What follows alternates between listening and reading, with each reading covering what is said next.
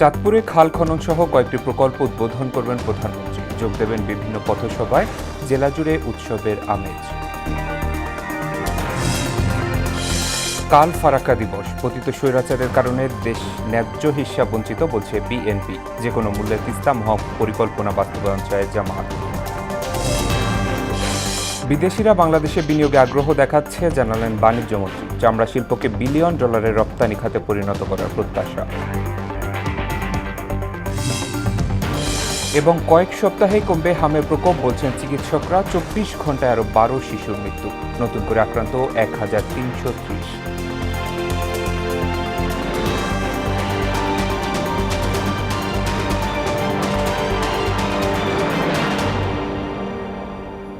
আসসালামু আলাইকুম। মোহনা সংবাদে সবাইকে স্বাগত। এতক্ষণ শুনছিলেন শিরোনাম, পুরো সংবাদ জুড়ে আছি শেখ সাব্বির হোসেন। 22 বছর পর কাল চাঁদপুর সফরে যাচ্ছেন প্রধানমন্ত্রী তারেক রহমান। এ উপলক্ষে জেলা জুড়ে এখন উৎসবের আমেজ। জোরদার করা হয়েছে নিরাপত্তা ব্যবস্থাও। চাঁদপুরবাসীর প্রত্যাশা, সরকার প্রধানের সফরে জেলার পর্যটন, অর্থনীতি ও উন্নয়ন কার্যক্রমে নতুন গতি আসবে। মোহাম্মদ ফাহাদের প্রতিবেদন, জানাচ্ছেন মিশাল বিনতে আনোয়ার। দীর্ঘ 22 বছর পর ইলিশের রাজধানী চাঁদপুরে যাচ্ছেন প্রধানমন্ত্রী তারেক রহমান। পথিমধ্যে কুমিল্লার বরুড়া এবং লক্ষ্মীপুরে আয়োজিত পথসভায় যোগ দেবেন তিনি। তার সফরকে ঘিরে পুরো জেলা জুড়ে বিরাজ করছে উৎসবের আমেজ। শহর থেকে গ্রাম সব জায়গায় টাঙানো হয়েছে শুভেচ্ছা সংবলিত ব্যানার, ফেস্টুন ও তরুণ। দলীয় নেতাকর্মীরা অব্যাহত রেখেছেন আনন্দ মিছিল। আমাদের প্রিয় নেতা তারেক রহমান চাঁদপুরে আসছে, এটা আমাদের সৌভাগ্যের ব্যাপার। হাজার হাজার ছাত্ররা সেখানে অবস্থান করবে তারেক রহমানকে গ্রহণ করার জন্য। প্রধানমন্ত্রীর এই আগমনে নদী কেন্দ্রিক পর্যটন, আধুনিক মৎস্য অবতরণ কেন্দ্র ও খাল পুনর্খননের মাধ্যমে জেলার অর্থনৈতিক সম্ভাবনা আরও বাড়াবে বলে মনে করছেন সচেতন মহল। চাঁদপুর এবং পার্শ্ববর্তী জেলাগুলোর শিক্ষার মান উন্নয়নের ক্ষেত্রে বিজ্ঞান ও প্রযুক্তি বিশ্ববিদ্যালয়টি এবং মেডিকেল কলেজের অবকাঠামো খুব দ্রুত বাস্তবায়ন। বিরাষ্ট্রীয়করণকৃত জুট মিল বন্ধ অবস্থায় রয়েছে। এই দুটি জুট মিল যদি চালু করা যায় তাহলে প্রায় 20,000 লোকের কর্মসংস্থান হবে। আমাদের মনেরটাকে যদি আমরা সুন্দরভাবে সাজাতে পারি, এই চাঁদপুর হবে সারা বাংলাদেশের মধ্যে একটা সুন্দর একটি পর্যটন নগরী। সফরসূচি অনুযায়ী সরকার প্রধান শাহরাস্তি ও মতলব দক্ষিণ উপজেলার বিভিন্ন উন্নয়ন কার্যক্রম পরিদর্শন সহ চাঁদপুর সরকারি কলেজ মাঠে আয়োজিত ফ্যামিলি কার্ড বিতরণ অনুষ্ঠানে অংশ নেবেন। মাননীয় প্রধানমন্ত্রী 16ই মে এই খাল খনন কর্মসূচির উদ্বোধন করবেন। এই কর্মসূচির মাধ্যমে আমাদের মেইন টার্গেট যেটা, আগামী 5 বছরে কমপক্ষে 20,000 কিলোমিটার খাল আমরা পুনঃখনন করব। 4টি প্রোগ্রাম চাঁদপুরের জেলার মধ্যে। ওনার আগমন উপলক্ষে আমরা আজকে সকল সরকারের সকল দপ্তরের লোকজন আসছে।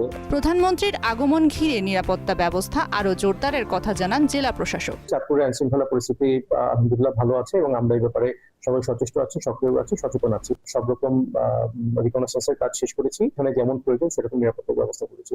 ইনশাআল্লাহ আমরা মাননীয় প্রধানমন্ত্রী চাঁদপুর সফর করতে পারবো। প্রধানমন্ত্রীর এই সফর চাঁদপুরের নদী, পর্যটন ও উন্নয়নের সম্ভাবনার নতুন দুয়ার খুলবে বলে প্রত্যাশা সবার। মিশাল বিনতে আনোয়ার, মোহনা সংবাদ।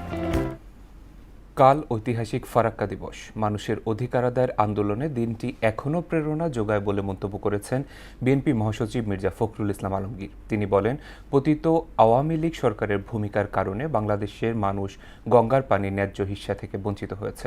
ফারাক্কা দিবস উপলক্ষে দেয়া এক বাণীতে বিএনপি মহাসচিব এসব কথা বলেন। তিনি আরও বলেন, 49 বছর আগে মুসলিম জননেতা মৌলানা আব্দুল হামিদ খান ভাসানীর আহ্বানে দেশের বিভিন্ন প্রান্ত থেকে লাখো মানুষ গঙ্গার পানির ন্যায্য হিস্যা আদায়ের দাবিতে ফারাক্কা অভিমুখে ঐতিহাসিক লং মার্চে অংশ নিয়েছিল। তিনি বলেন, ভারতের ফারাক্কা পয়েন্টে বাঁধ নির্মাণের মাধ্যমে গঙ্গার পানি একতরফাভাবে প্রত্যাহার শুরু হয়।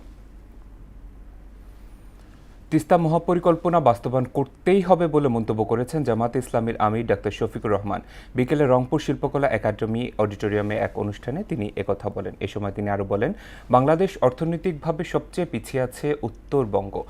রাজধানী থেকে যে জেলা যত দূরে সে জেলা তত সুবিধা বঞ্চিত বলেও মন্তব্য করেন তিনি। পদ্মা ব্যারেজের এই উদ্যোগকে অভিনন্দন জানাই, কিন্তু এটা তিস্তার বিনিময়ে নয়। তিস্তার জায়গায় তিস্তাকে অবশ্যই তার পাওনা দিতে হবে এবং এই মহাপরিকল্পনা বাস্তবায়ন করতেই হবে। এর ভিন্ন আমরা কিছু চাই না। বাংলাদেশকে যদি আমরা ডেমোগ্রাফির দিক থেকে আলাদা করি, ইকোনমিক ডেমোগ্রাফি, যে কোন এলাকা কতটুকু অগ্রসর, তাহলে সবচেয়ে পিছনের এলাকার নাম হচ্ছে উত্তরবঙ্গ। বিদেশিরা বাংলাদেশে বিনিয়োগে আগ্রহ প্রকাশ করেছেন বলে জানিয়েছেন শিল্প ও বাণিজ্য মন্ত্রী খন্দকার আব্দুল মুক্তাদির। বন্ধ শিল্প কারখানা চালুর উদ্যোগ নেওয়া হচ্ছে বলেও উল্লেখ করেন তিনি। বিকেলে সিলেট বিভাগীয় কমিশনার কার্যালয়ের আয়োজনে বিজ্ঞান ও প্রযুক্তি সপ্তাহের উদ্বোধনকালে তিনি এসব কথা বলেন। এ সময় কোরবানির চামড়া সংরক্ষণে বিশেষ গুরুত্ব আরোপ করা হয়েছে জানিয়ে চামড়া শিল্প $1 বিলিয়ন রপ্তানি খাত হিসেবে আবির্ভূত হবে বলেও আশা ব্যক্ত করেন তিনি। বাংলাদেশে চামড়া শিল্প $1 বিলিয়ন রপ্তানি আয়কারী খাত হিসাবে আবির্ভূত হবে। এটির দুর্বলতা যেই জায়গায় ছিল সেগুলি সারানোর উদ্যোগ আমরা নিচ্ছি, কিন্তু সেটা 2.5 মাসে সম্ভব না, একটু সময় দিন। এক পিস চামড়াও যেন নষ্ট না হয়, যার যার জায়গা থেকে আমরা দায়িত্বশীল আচরণ করব। মনে রাখবেন, এই সম্পদটি আল্লাহর দেওয়া সম্পদ। এই দেশ যেখানে সম্পদ অপ্রতুল, সেইখানে কোনো ধরনের সম্পদ নষ্ট করা হচ্ছে আল্লাহর বরকত থেকে বঞ্চিত হওয়া। লাগামহীন দ্রব্যমূল্যে দিশেহারা ক্রেতা, বেশিরভাগ সবজি শতকের ঘরে। গরিবের আমিষ ডিম, ব্রয়লার মুরগিও নিম্ন আয়ের নাগালের বাইরে। সস্তা চাষের মাছও নেই সীমিত আয়ের মানুষের ক্রয়সীমার মধ্যে। মূল্যস্ফীতির এই সময় জীবনমান স্বাভাবিক রাখতে বাজার সিন্ডিকেট নিয়ন্ত্রণ ও তদারকির দাবি ভোক্তাদের। আরও জানাচ্ছেন উষা ফিরদৌস।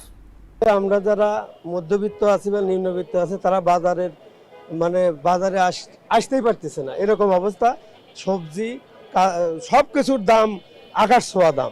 বাংলাদেশ পরিসংখ্যান ব্যুরো বিবিএসির হিসেবে গেল এপ্রিল মাসে দেশে মূল্যস্ফীতি বেড়ে হয়েছে 9.04%। অর্থাৎ বাজারে নিত্যপণ্যের দাম বেড়েছে, সেই সঙ্গে সীমিত ও নিম্ন আয়ের মানুষের কষ্ট বেড়েছে। আমাদের খুব কষ্ট হচ্ছে আর কি। একটা 1 কেজি যদি পটল 100 টাকা কেজি হয়, 1 কেজি যদি সিম 100 টাকা কেজি হয়। প্রকৃতির ক্যানভাসের মতো থরে থরে সাজানো সবজি কিনতে গিয়েই দিশেহারা ক্রেতা। কাঁচামরিচ, বেগুন, কাঁকরোল বিক্রি হচ্ছে 100 থেকে 120 টাকায়। ঢেঁড়স, পটল, বরবটি, কচুরলতি, চিচিঙ্গা, করলা, ঝিঙে, ধুন্দুল সবই শতকের ঘরে। বাজারে যেই কোনো সবজি আপনার 100 টাকা 80 টাকা এর নিচে পাওয়া যায় না। আর 1 কেজি মাল 90 টাকা কিনে আমরা 100 টাকা বিক্রি করতেছি, আর 2 সিন্ডিকেট চলতেছে। ডিমের দাম 1 মাসে ডজনে 40 টাকা পর্যন্ত বেড়েছে। বর্তমানে ডিমের 3 রকম দাম রয়েছে বাজারে। ব্রয়লার বড় আকারের ডিম 160, বাদামি রঙের ডজন 150 ও সাদা 140 টাকা ডজন বিক্রি হচ্ছে। তো কষ্টই হয়, কালকে কিনলাম 40 টাকা করে, আজকে নিল 50 টাকা করে। দুটো নাতির জন্য সকালে 2টে, বিকেলে 2টে, 4টে ডিম লাগে। আমার মতো মধ্যবিত্ত লোকের জন্য খুব কষ্ট হয়ে যাচ্ছে।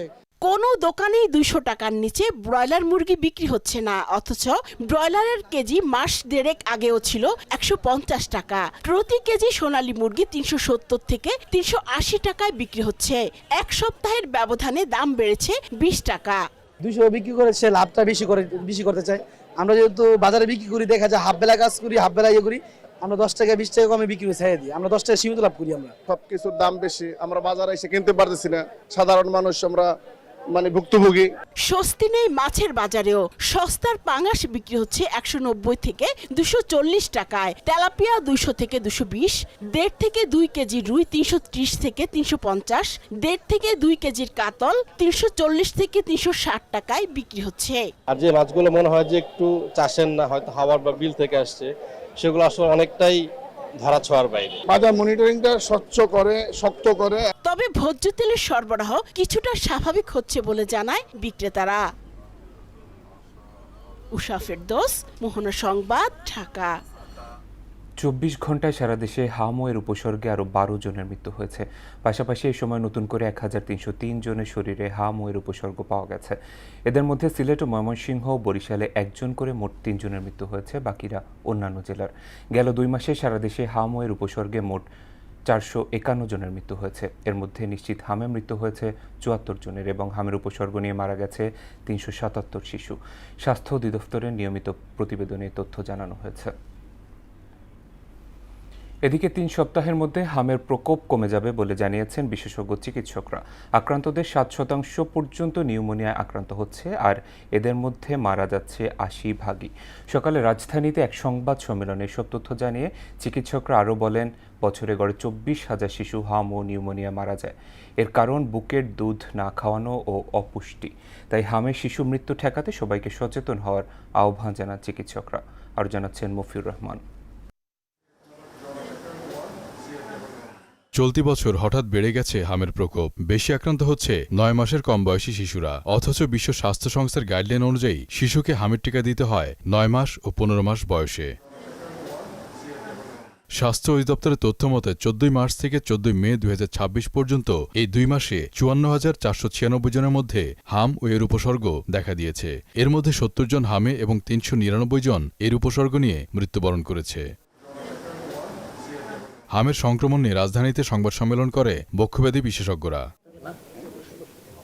এ সময় তারা বলেন, শিশুকে বুকের দুধ না দেয়া, ভিটামিন এ না খাওয়ানো ও সবজি খিচুড়ি সহ পুষ্টিকর খাদ্য না দেয়ায় হামে প্রতি বছরই দেশে উল্লেখযোগ্য হারে শিশু মারা যায়। মিজিলস হলে লিটারেচারে যেটা আছে বিভিন্ন এভিডেন্সে সেটা 5 to 8% নিউমোনিয়া হয়, কিন্তু এই নিউমোনিয়ার মর্টালিটি কিন্তু মানে মৃত্যুর হার কিন্তু 80% পর্যন্ত মৃত্যু হতে পারে। বুকের দুধ না খাওয়ানো এটা হলো একবারে নাম্বার 1 কজ। 56% বুকের দুধ খায়, 44% কিন্তু বুকের দুধ খায় না, যার ফলে তার ওই যে আমরা বলি যে প্রতিরোধ শক্তি বা ইমিউনিটি সেটা গ্রো করে। হাম প্রতিরোধে নিবিড় চিকিৎসা ব্যবস্থা গড়ে তোলার আহ্বান জানিয়ে তারা বলেন, 3 সপ্তাহের মধ্যে হামের প্রকোপ কমে আসবে। হামজনিত মৃত্যুর অন্যতম প্রধান কারণ শ্বাসতন্ত্র বিকল হয়ে পড়া এবং নিউমোনিয়া।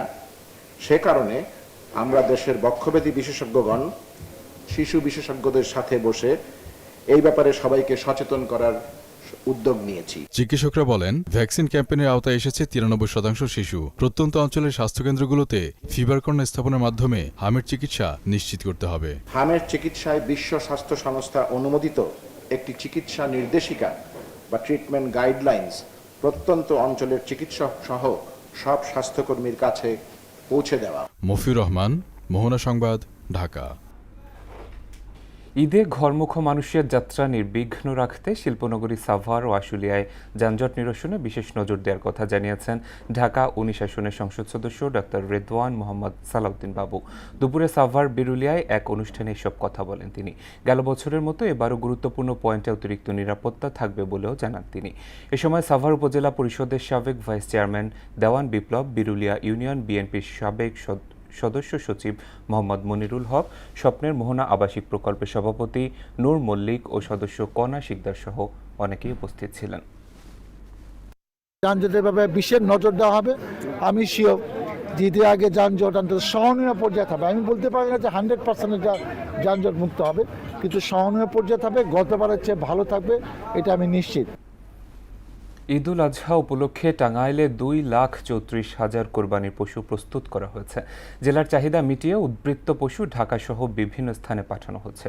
প্রাকৃতিক উপায়ে দেশীয় স্বাস্থ্যসম্মত খাবারের মাধ্যমে গরু মোটাতাজাকরণে খামারিরা এখন ব্যস্ত শেষ মুহূর্তের প্রস্তুতি নিয়ে। প্রতিবেশী দেশ থেকে পশু আমদানি না হলে লাভের আশাও করছেন তারা। মীর আনোয়ার হোসেন টুটুলের প্রতিবেদন, জানাচ্ছেন মাহমুদা আক্তার।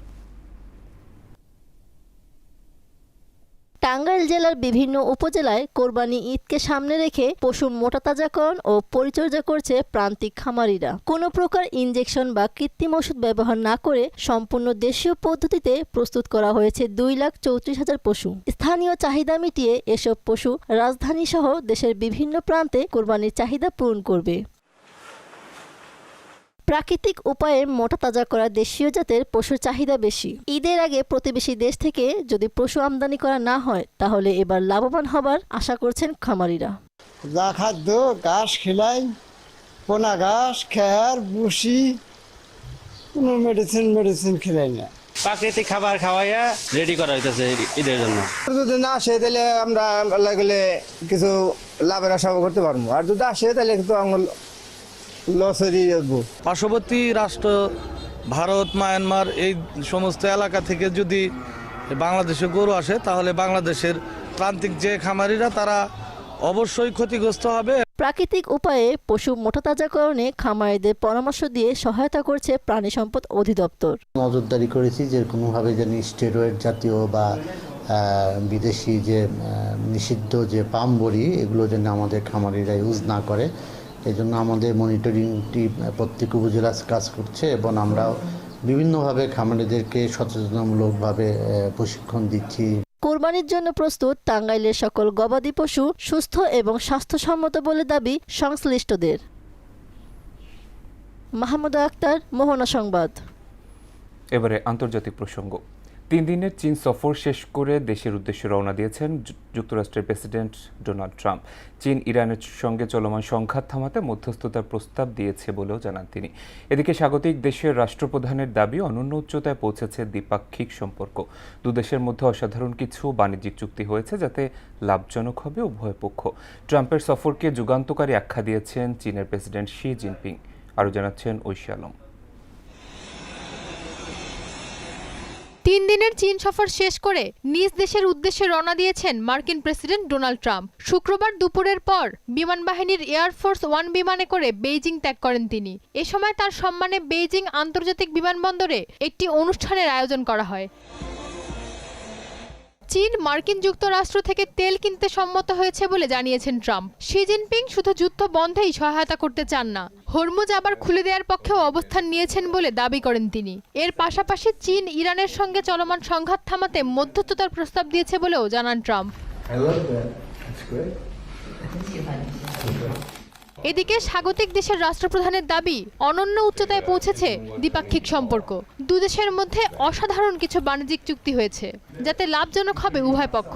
ট্রাম্পের সফরকে যুগান্তকারী আখ্যা দিয়েছেন চীনের প্রেসিডেন্ট। বলেছেন উপহার হিসেবে চীনা গোলাপের বীজ পাঠাবেন যুক্তরাষ্ট্রে। একে মাইলফলক সফরও বলেন শি জিনপিং। ঐশী আলম, মোহনা সংবাদ। কঙ্গোর পূর্বাঞ্চলে ইতুরি প্রদেশে নতুন করে ইবোলা ভাইরাসে 65 জনের মৃত্যু হয়েছে। মোকাবিলায় DR কঙ্গো, উগান্ডা ও দক্ষিণ সুদান সহ আন্তর্জাতিক অংশীদারদের নিয়ে জরুরি বৈঠক ডেকেছে আফ্রিকা CDC। বৈঠকে রোগ নিয়ন্ত্রণ কার্যক্রম ও সীমান্ত নজরদারি জোরদারের বিষয়ে গুরুত্ব পাবে বলে জানায় সংস্থাটি। ইবোলা আক্রান্ত ব্যক্তির শরীরে তরল পদার্থ বা ক্ষতস্থানের সংস্পর্শে এলে সংক্রমণ ছড়ায়। এ রোগে তীব্র রক্তক্ষরণ ও অঙ্গ বিকল হয়ে যাওয়ার ঝুঁকি থাকে। বিশ্ব স্বাস্থ্য সংস্থা জানিয়েছে, ইবোলার নির্দিষ্ট কোনো কার্যকর চিকিৎসা নেই। এ রোগে মৃত্যু হয় প্রায় 50%। বিশ্ব ক্রিকেটে এবার নতুন শক্তি হিসেবে পা রাখছে সৌদি আরব। প্রথমবারের মতো ফ্র্যাঞ্চাইজি T20 ক্রিকেট লিগ আয়োজন করতে যাচ্ছে দেশটি। আগামী অক্টোবরে শুরু হতে যাওয়া এই টুর্নামেন্টের আনুষ্ঠানিক নাম দেওয়া হয়েছে dunes league T20।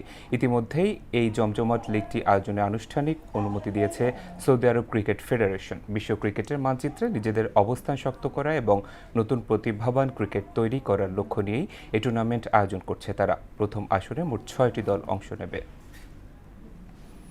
Football. Bangladesh football লিগে আবাহনীকে 2-0 গোলে হারিয়ে ষষ্ঠ শিরোপা জিতল বসুন্ধরা কিংস।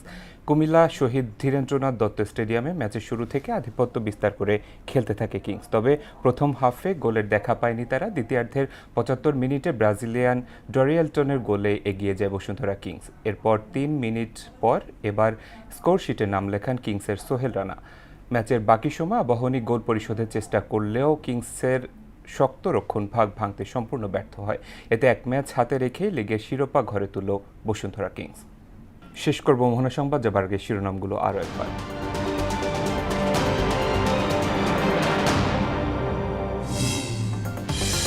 চাঁদপুরে খাল খনন সহ কয়েকটি প্রকল্প উদ্বোধন করবেন প্রধানমন্ত্রী। যোগ দেবেন বিভিন্ন পথসভায়, জেলা জুড়ে উৎসবের আমেজ।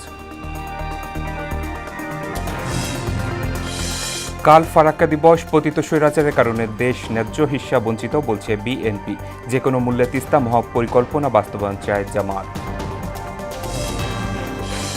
বিদেশিরা বাংলাদেশে বিনিয়োগে আগ্রহ দেখাচ্ছে, জানালেন বাণিজ্যমন্ত্রী। চামড়া শিল্পকে $1 বিলিয়ন রপ্তানি খাতে পরিণত করার প্রত্যাশা। এবং কয়েক সপ্তাহে কমবে হামের প্রকোপ, বলছেন চিকিৎসকরা। 24 ঘন্টায় আরও 12 শিশুর মৃত্যু, নতুন করে আক্রান্ত 1330।